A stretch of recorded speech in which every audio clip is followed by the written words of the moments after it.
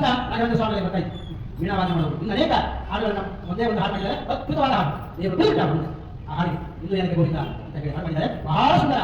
ದೇವರು ಕುಳಿತು ಅನುಗ್ರಹ ಮಾಡಿದ್ದಾರೆ ಕೃಷ್ಣ. ಆ ರೀತಿಯಲ್ಲಿ ಭಾವನೆ ತುಂಬಿ ಬರೆದಂತಹ ಹಾಡೋದು.